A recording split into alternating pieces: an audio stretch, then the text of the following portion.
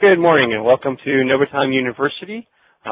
Today's presentation is going to be on the report generator. My name is James Schultz. I will be your presenter today. Our agenda for today's session, we're going to go through the session objectives, just do a quick overview of the report generator. We'll go into how to configure report templates, publishing reports, and then finally scheduling reports. So for our objectives today is we've designed this session to provide a more detailed understanding of how the report generator functions in the system. The intent of today's session was not to go into each report and tell you everything that it's going to print on that report or describe all the possibilities that all the reports can do. It's just to give you a better understanding of how to use the report generator itself.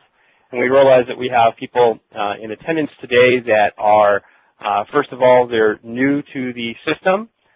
They haven't had their official implementation training yet, so we welcome those of you that are here for that purpose. This is just kind of like a preview of the report generator, and you'll receive, of course, your formal training from your support representative during the implementation.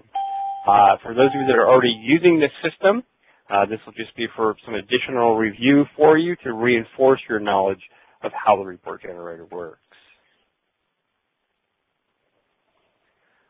So for those of you who are new to report generators, a quick overview, you basically can run standard report templates that we have. So there's a couple of different ways or three different ways basically of doing reports in a system. You can have what they call canned reports, where you literally just run the report. You don't have a lot of options for what columns you see in the report, the order you see the columns, things like that. You can choose a date range, an employee range, and you're done. So those are canned reports. Then some systems offer the ability, if you actually have purchased the system, of using a report writer where you can access the tables directly and create your own report. Basically, most report writers are most like using a programming language. You got to be up, pretty good on the use of a report writer to be able to accommodate that. Since this system is not based for most of you at your local facility that's in our data center, you do not have that kind of access. So a report generator uses a report template that allows you to configure various items, including the columns that you see in the report and how the reports are sorted. That gives you flexibility to change how the report looks, to trim it down to only include the information you want, but yet keeping it simple so that average system users will be able to configure the report to do the task they need to do without having to be programmers, okay? Well, aside from actually just running these standard templates, you can also publish them. So once you've got a template configured the way you want, you can publish it to everybody. All the system users that are in the system can run this report, or you can publish it to selected system users. Maybe it's just going out to a couple of key managers and not out to everybody else. You can also just simply publish it to yourself so that when you log into the system, you're the only one that's going to see that report that you've got configured. And then finally, you can also schedule reports depending on how your system has been configured, so the reports can automatically be emailed out to various system users instead of them actually having to physically run them. On a quick little side note to remember for those of you that may or may not be using the system dashboard already, the Novatime dashboard has a gadget built in that allows you to see the published reports in the dashboard itself.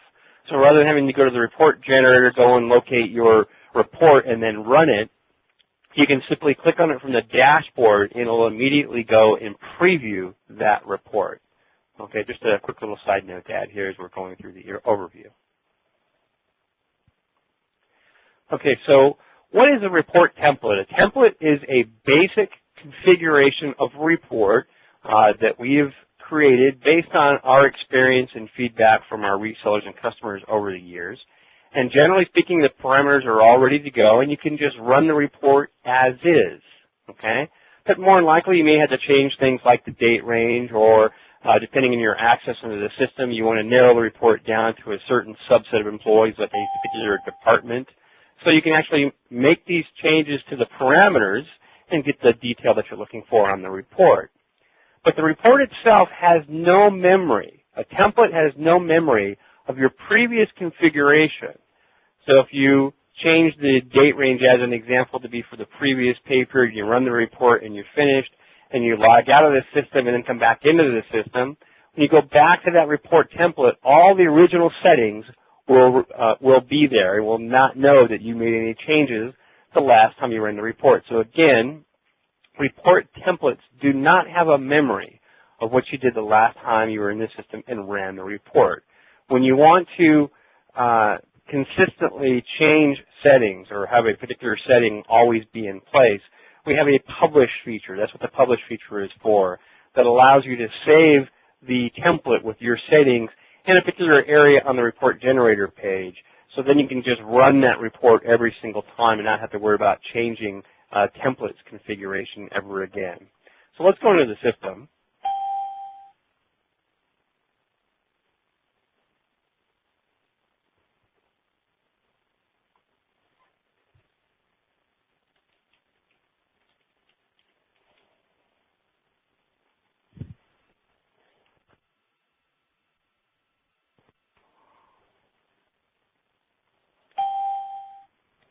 I'll bring up the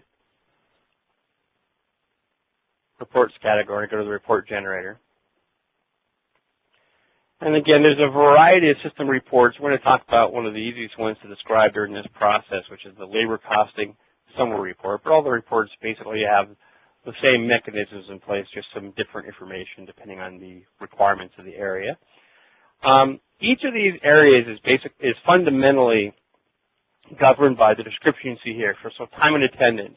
Your basic time and attendance reports, which are all based pretty much on employees' home groups, home departments, etc., are all here. Everything from the employee time card to exception reporting, various things like that are here in the attendance section, in the attendance portion of the report generator. If you're using the pay matrix, there's some special pay matrix rules. We have management reports available in the system again. So these are just categories, if you want to consider it that way, where we try and group the reports together, so that the report templates together, so they're easier for you to locate. So I'm going to start down here in the labor costing section. So when you're going to run a report template, if all the standard configuration that comes in the system is exactly what you need, you can just highlight the template and click Preview. And based on the details that you have in the system for the employees that you have access to, that's the information that you're going to see on the report. So if the standard settings are exactly what you need, you don't actually have to do any configuration. They're just very basic. So I'm going to go back here to the properties page, and let's describe some of these areas in detail. All right, so first of all, if I go back to the overview subpage here, for every particular area, like labor costing, human resource management, when you click on the overview page, it'll show you each report that's in that section with a brief description, what's in there. So if you're trying to figure out if a report may have some details that you need, the simplest way to look is to just do that. So you can go to the time and attendance area, click on the overview page. You can see it's, in my case, since I already did it, it's there.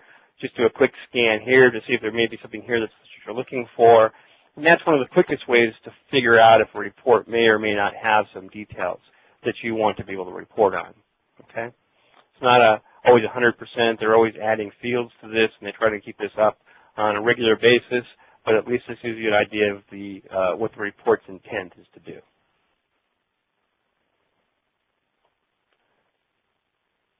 Okay. Excuse me. You will also find that same description up here in the definition section for the selected template. So I selected the summary report, and that definition, if you go back over to the overview page, you would see that same description here. Okay? All right, next, output format. This is how you want to view the report. You can view it as an Adobe PDF view. Okay? You can send it out to an Excel file, rich text format, HTML format, and in many cases, not in all, also into a CSV format. So that the CSV format and the Excel format allow you to view it basically by sending it out to a file. So you can save it into a file in case you want to import this data into something else, or for example, if you want to bring it to Excel and do some kind of a graphical analysis, you can do that as well. Just keep in mind that the .csv format does not exist on all reports. Okay, it does not exist on all reports. Okay, so you choose the output method, output format.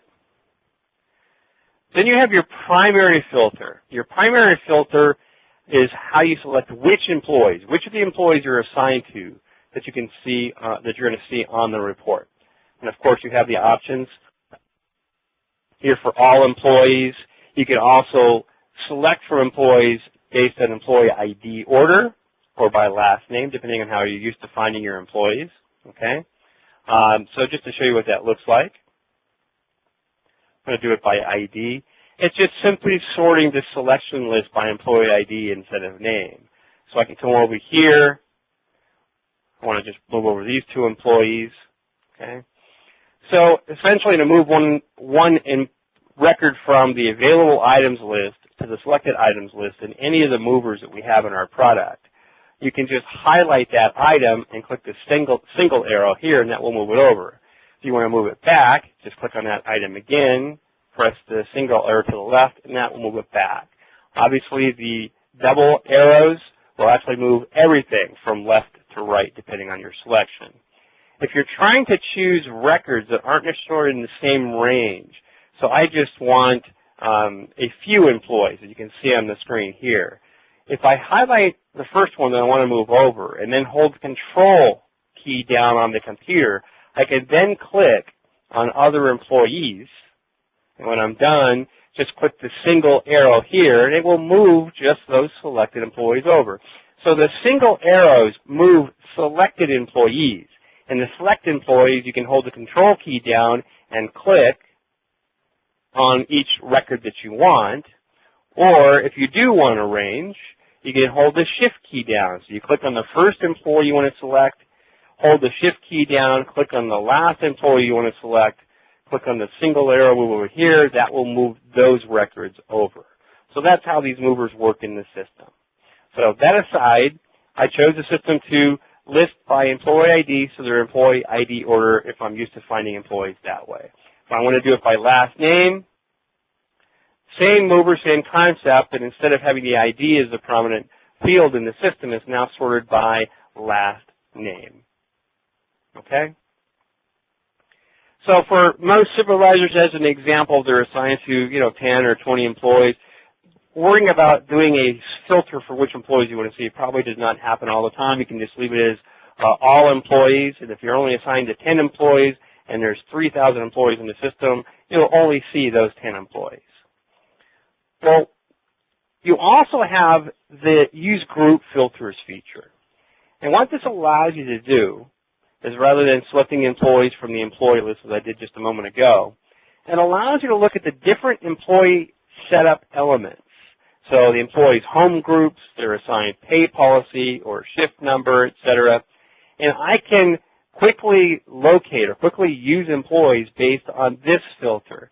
So if I want to filter by department, as an example, I'm responsible for 2 or 3 departments, but I only want all the employees from the operations department. I just come in here, move over operations. I don't have to pick who is in operations. I just simply choose this one record, and when I preview this report, only employees who have this department number in their employee setup will appear on the report. But this whole group filter area works together as sort of an and.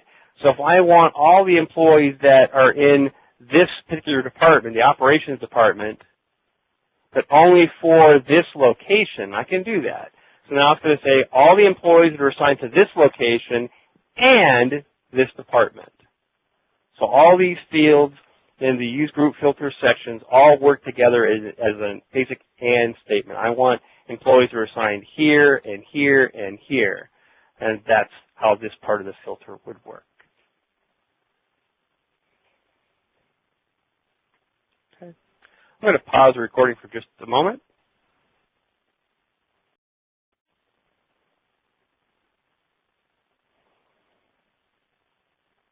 Okay, so after we have our filter configured for whatever purpose we need that for, the next section is fields to display. Now, fields to display isn't on necessarily every report, but it is on quite a few. And this is in particular means which employee setup fields you want to display on the report. So in a lot of cases where you're using this, as an example, I'll use the employee time card as an example. You may want to include the employee's default department, their home job at the top of the report. So this section, for a lot of reports, creates a little header area for every employee that includes whatever detail you select here in that header area. So if you're trying to run a report that includes this, and then you want to do this report one line per employee, but you include this detail, it's going to be much more than one line per employee. It's going to have this header information included with it as well. So some reports actually don't have this, of course, because there was no need. You don't want to have a header for every employee in the report, but that's its basic purpose. Okay, if you want to see this, like if you're running an employee time card report, you want to see some of this pertinent information on that report that normally you don't see on other reports. Okay. Additional filters. Additional filters is another way of filtering which employees are going to appear in the report, and it's usually defined by the kind of report that you're running. So in the primary filter, we are looking at the employees' default groups as an example. The employees assigned home department.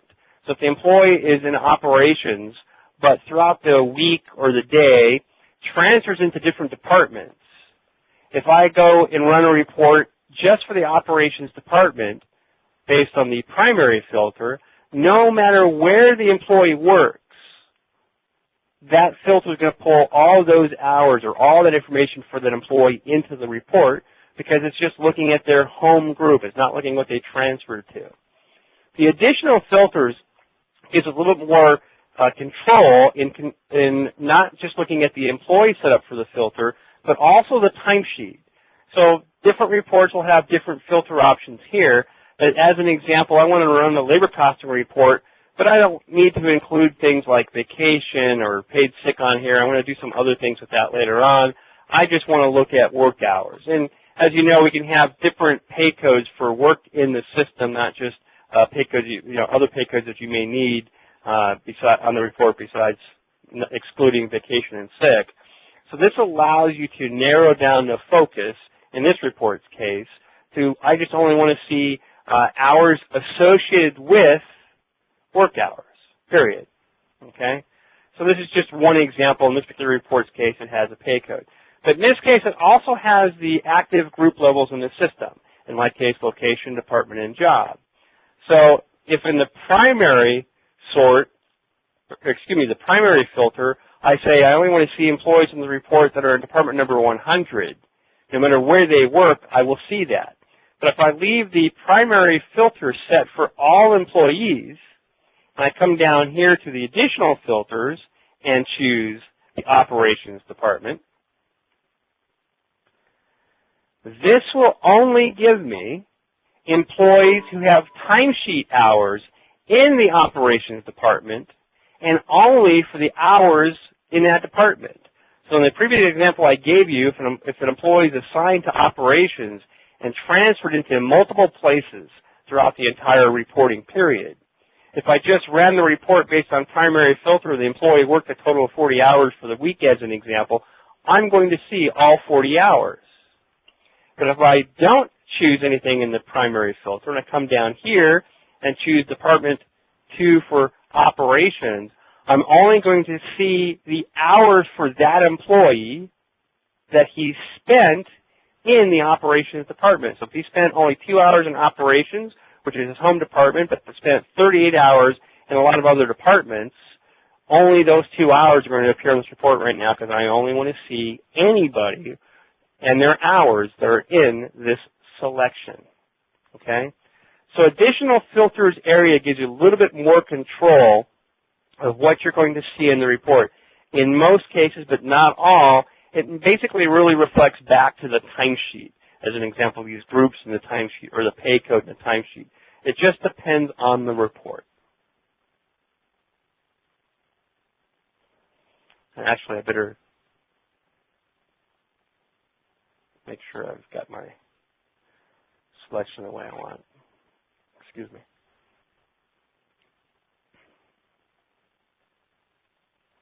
Actually, that will be okay.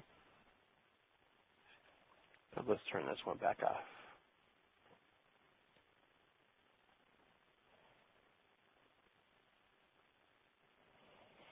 You'll actually be able to see here when you minimize the area, you'll actually be able to see some basic information of what's been selected. You know, 1 filter is selected or 9 fields are selected. It doesn't always show you the detail. You can click the plus over here and expand out to see a little bit more of that detail without having to reopen the edit area, the configuration area of the report itself.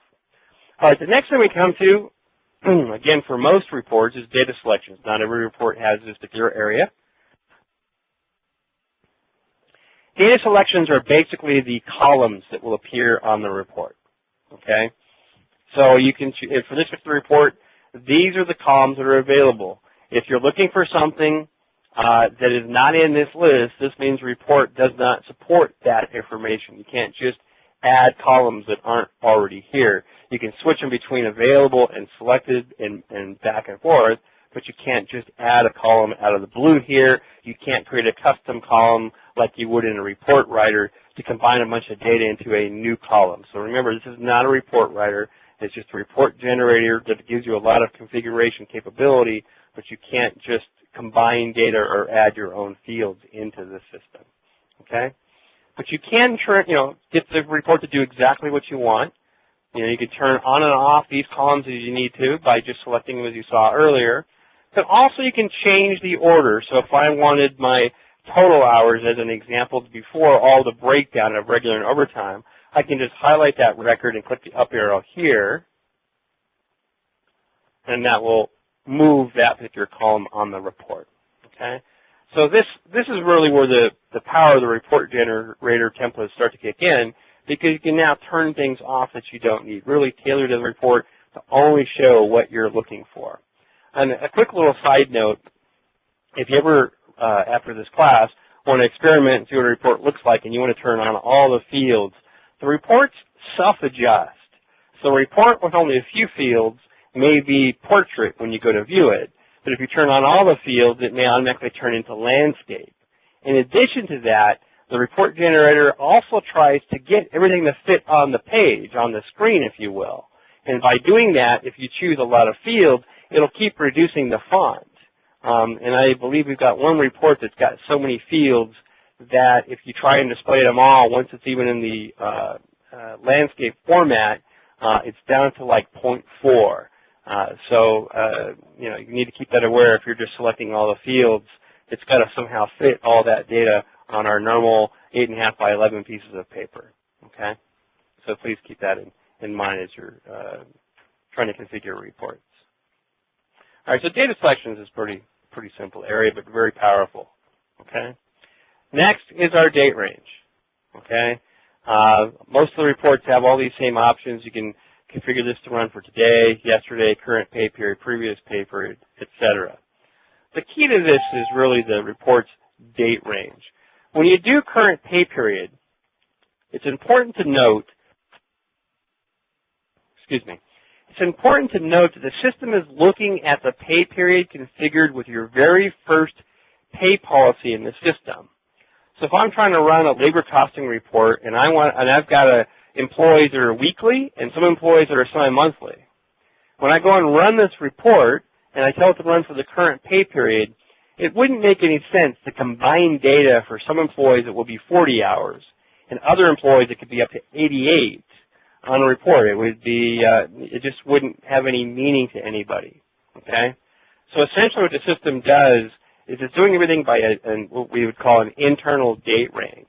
But when you're doing pay period controls for the reports, we default that date range internally to the pay period type of the very first configured policy in the system. So if that's policy number 1, and it's a weekly pay period, if I do this, that's going to be the date range of the report, the current week. If pay policy, the first pay policy in the system is pay policy number 200, and it's semi-monthly, then the date range of the report for the current pay period, based on where we are today, is probably going to be the 15th through the 31st. Okay?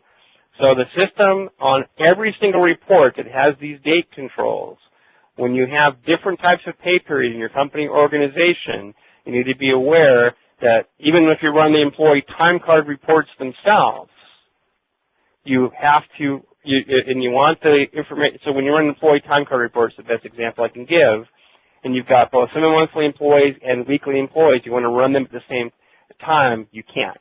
You're going to have to run weekly once, and you can put it in for that pay period, for the current pay period if you wanted to, if that's the first pay policy, or you could simply just come down here and run a custom date range to put in the 15th to the 18th, just to kind of give you an example. Okay? You can also put in a custom date range that goes well beyond the pay period.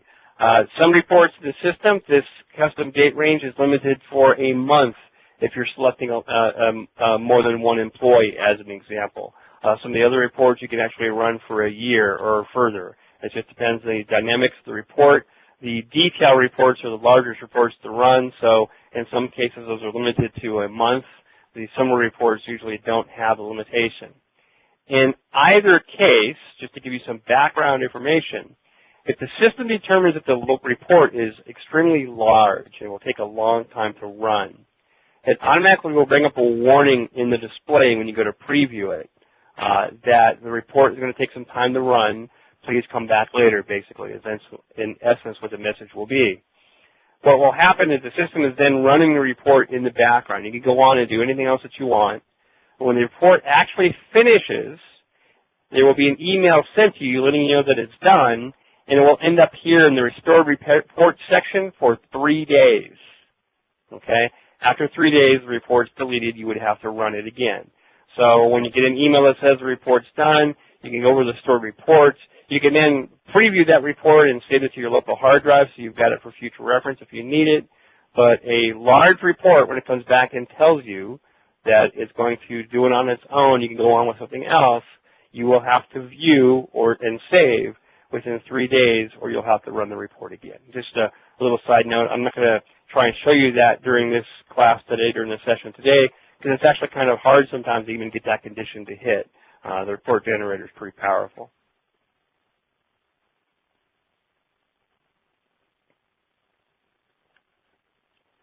Okay, the next section here is primary sort. This is actually one of the real great strengths of the report generator. Let me go ahead and minimize my date. Basically, for all intents and purposes, this is how the data on the screen is going to be sorted. Okay? So as an example, by default right now, this report is going to be sorted by location of department. So it's going to show me the first location in the system, and then the first department and the hours as an example associated with the department, then the second department, then the third, and then finally a total, and then a total for the location at the end, and then it goes on to the next location. Okay? So if you simplify that even more, let me go ahead and do this. I'm going to go ahead and move over location. Let's just say that we're running a labor costing summary report for department for the current pay period. All right, so this report is simply going to show one line for each department with the hours based on my data selections. Okay? Just one simple line. If I want some more detail, like I want to know the jobs for each department, how much time was spent on each job or each task in the department, simply by moving this over, I'm going to see that. It's going to show me the first department, all the jobs that were worked in the department with their hours, and then a total for that department. Same report, but I'm going to just switch the order. Now it's going to show me the first job, all the departments that charged time to that job, and then a total for the job. And it goes on to the other jobs, of course, from there. So simply by choosing your sort order, And the items that you choose for here controls what data elements and how things are going to, not just how things are going to appear chronologically, I shouldn't say, but in order on the report, but actually how they're going to subtotal on the report. So as an example, going back to department, if I'm running a summary report and the hours for one department seem kind of high, I could just simply come back over here, move over employee. Now this is going to show me the first department, all the employees with time charged to that department. So now I can investigate to see why those hours seemed abnormally high.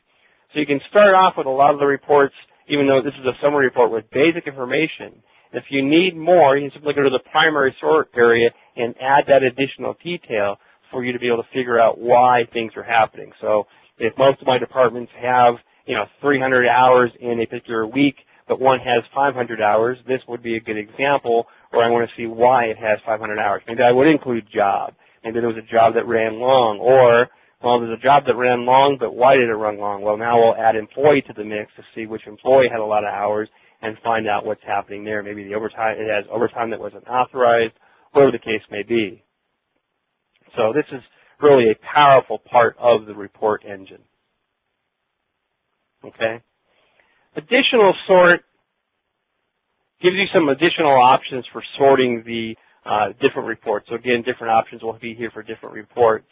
Beyond sorting by just in this report, as an example, by department, I can actually include by pay code or by overtime hours. I want to see the overtime hours sorted in hierarchy first before the regular hours, that kind of thing.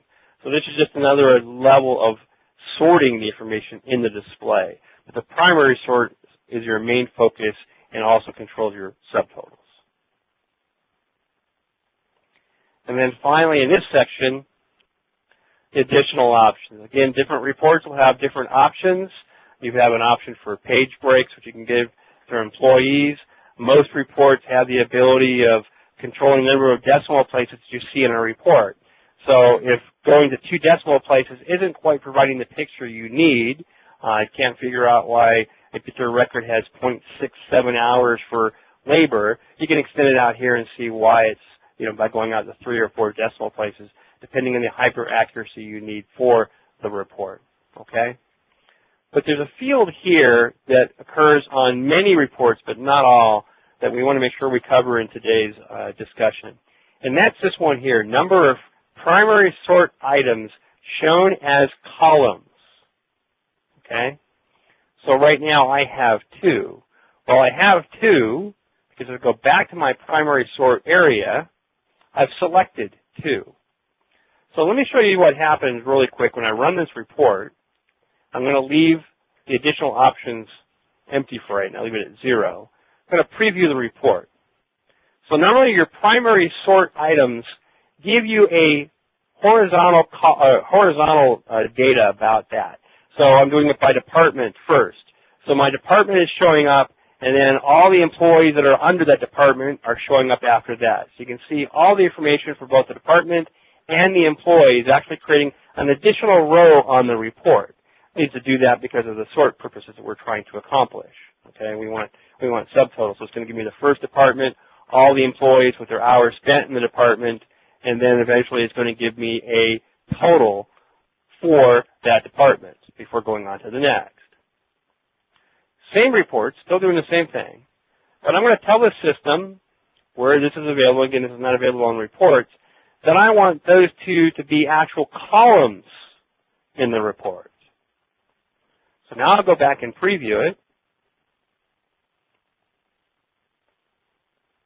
And you'll see the dynamics of the report is greatly changed. Rather than having the extra rows, it just lists them literally as a column. So I've got my department and I've got my employee here instead of just taking up the extra space for each one. So there's a completely different dynamics to the view of the report. It saves you a lot of space if you're trying to print paper. You can see the dramatic difference here. So you should be aware of that particular feature in the system. If I were to come back down to it and just change it to 1, back to the preview,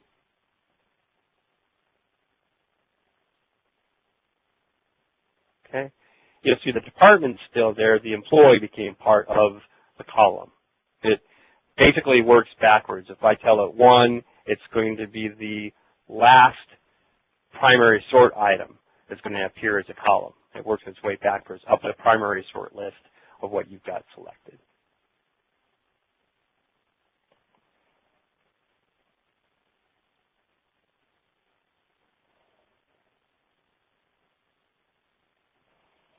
Okay. And there are some other details in here that are kind of self-explanatory. Again, just varies by report. So if you're trying to run a report and it's not doing everything you need or doesn't have some other information, like you aren't able to see adjustments, as an example, if you're using a every time adjustment or retro pay feature, the option to include those adjustment values is in here. That's probably the most common item that people sometimes can't find. So just be aware that the additional options has some different configuration options for the report that may help you include other data that you're looking for.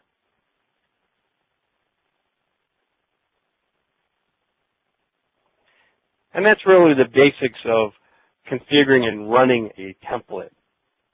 Okay? But as I mentioned earlier, templates have no memory. All that configuration that I did, if I log out of the system and come back, I'll have to do that all over again. Okay? But you can publish the reports. And a published report allows you to just configure the template like I just did as usual, and then you'll be able to preview the report to decide, yep, that's what I'm looking for, and then you can publish at that point in time. And there's a couple of ways of publishing it. You publish it so everybody, all the system users, anybody using administrator web services or supervisor web services can see them, and that's called a public report. Or you can publish it to individual system users. As an example, if you're the system administrator, they can publish reports to all the supervisors. Or you can publish a report to yourself. Okay? The key to note here is that a report that's published to everybody cannot be edited. Once it's there, if you want to make changes to that report, it needs to be deleted, template reconfigured, and then published back to everybody so they can see it again. Published reports are just run, and the great thing about that, if you've got a report that all the supervisors are running or they're running on a regular basis, you don't need to teach them how to configure the report as we're going through this today. You can just configure it for them one time, publish it to the public area, which would be, if you're looking at our example here, you can just see my daily target report here. All they have to do from the navigator is click on that or come to this screen, click on this, click preview, no configuration required, and they have the view of their report. Okay? So it's very easy to publish these, which saves your settings. If you want to be able to modify the report, then the report actually has to be published to yourself. Reports that are published into your own personal area, you can modify as often as you want, and every time you run it, it saves those settings, and remember the next time you log into the system what those settings were. Okay? But templates, again, do not have any memory of your previous settings. Also, a special note while we're here, published reports can only be deleted by the person that created them. Again, published reports can only be deleted by the individual system user who actually created them. So let's go back into the system. Okay. So if I've got my report configured the way I want it, come over here to preview.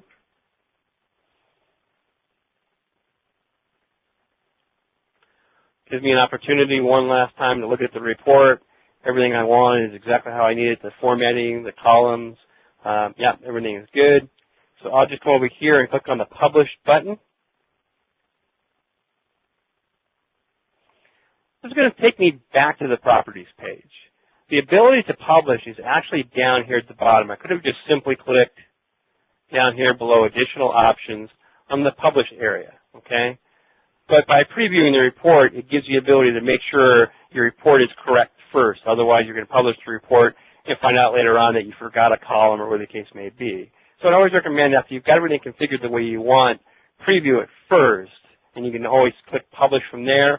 And if you came back here and manually clicked on the Properties page, you can simply come down here and open up the Publish button from the preview. Just automatically brings you back to this page with this open.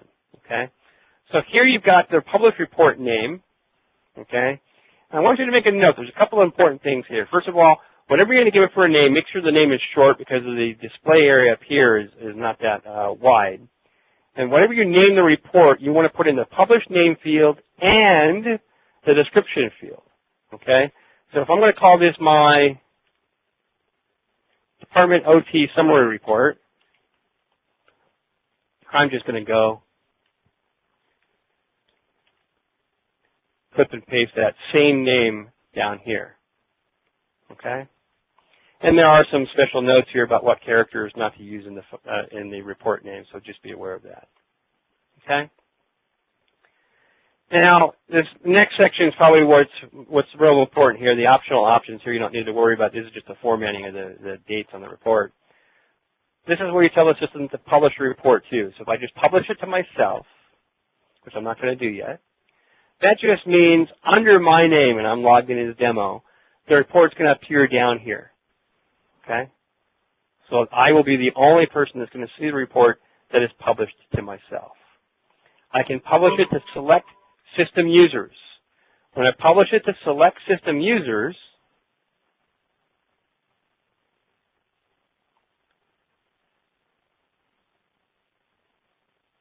I can then choose from the selection list here of which system user is going to have this report in their private report section.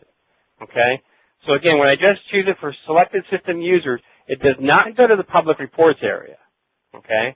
It will automatically be published, so when they log in under their name, the report will be here in their private area. No different than you publishing a report to yourself. Same concept. If you publish a report to all users, okay, that's a public report. That report is going to go up here at the top under public reports. And then by access groups, when you choose this particular option here, this is a little bit more advanced, based on employees that are assigned to a system access group, it will publish the reports to them in their private report section. Okay? So those are your options of being able to publish the reports.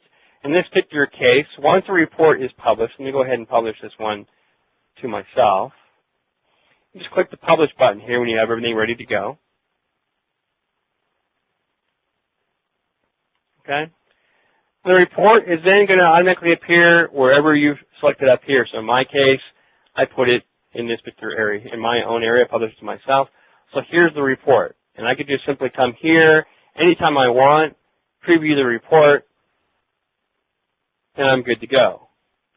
Keeping in mind, as I mentioned to you earlier, so I'm going to go back to the dashboard, that all reports that are published, either to you that you can see, and public, are going to be here.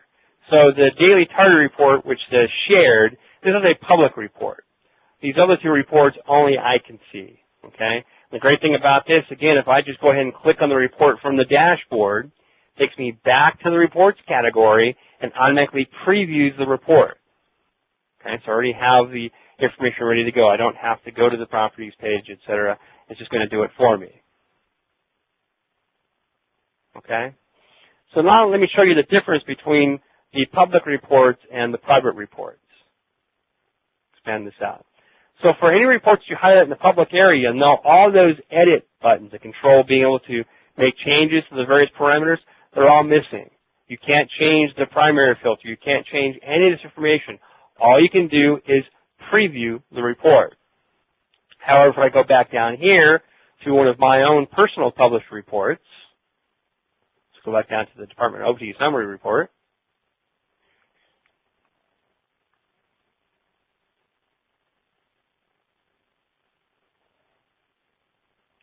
Waiting for my system to refresh.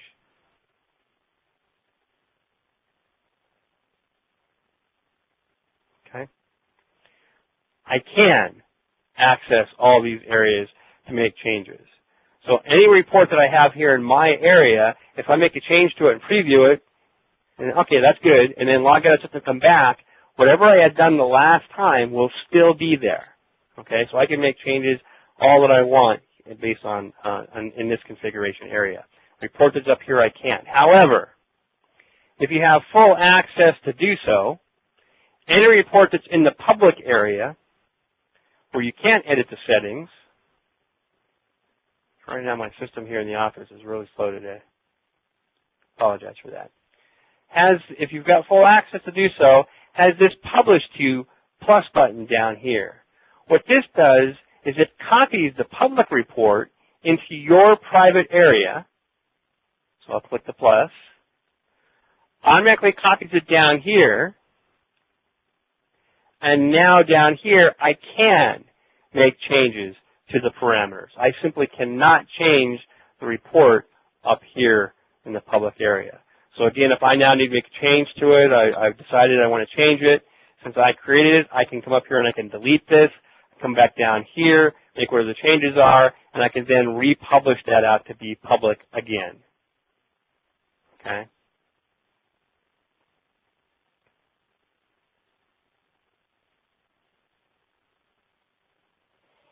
So that's publishing the reports. And then finally, we've got scheduling reports. So the system has been made pretty simple so that when you log in, if you're using the dashboard, it tells you about issues that you need to address. And if you don't have any, you can log out. Well, if you don't even want to go to that stage because you're busy, you can have reports being emailed out automatically. So if you want to know if you've got employees with a lot of exceptions that are tardies or missing punches or absence, you can have a report end up in your email box. You don't have to even log into the system. Okay? But there's a couple of things to do. First of all, you have to publish the reports to yourself, and then you can actually schedule the report. So let me go back into the system. Okay? So on any of these report templates, or if you're in a public report, you will not see this report schedule option. You only schedule reports that are down in your private area. So once you've got the report here selected, simply go to the report schedule options. Okay. Choose how often you want to schedule the report to go. Okay. So you can just, it's not scheduled by default. I can just run it one time, or I can run it periodically. So if this report I need this report every Monday, I can just simply come down here and uncheck all the other days of the week, which are selected by default. I want to fill my email box, choose the date and the time, the date that I want it to start, and the time. And in that case, every Monday. By the way, if this date's not Monday, it's going to, so if I start this and tell it I want to start today, it's not going to print on, actually, let me make it simpler, sorry, tomorrow. So I'll choose 1/23. The report's not going to print on 1/23 because 1/23 is not Monday. This start date tells it when to start running. So if you want to have this report start going out to supervisors the 1st of February, but you want to configure it now and not have it start going to them, every Monday I'll put in February 1st here, not even worrying about if that's a Monday or not. And it will know that if it's not a Monday, then the next Monday will be when the report goes out, and it will be emailed out at this time of day. So put in 2 o'clock in the morning. I want to wake up some of the supervisors at 2 o'clock in the morning. I can, because they've got it tied to their cell phones. This will now send out every morning, starting on or after 1/23 at 8 o'clock to whichever selected system users I have down here. Okay, so whoever I choose down here, this report is going to go out to them. So I just go ahead and save it.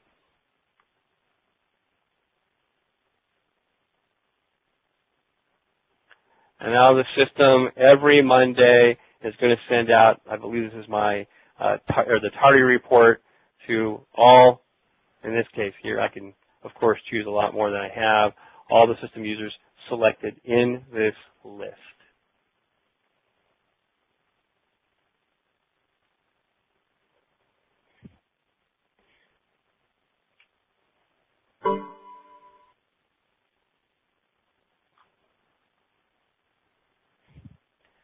Okay, I'm going to go ahead and open up the floor to questions.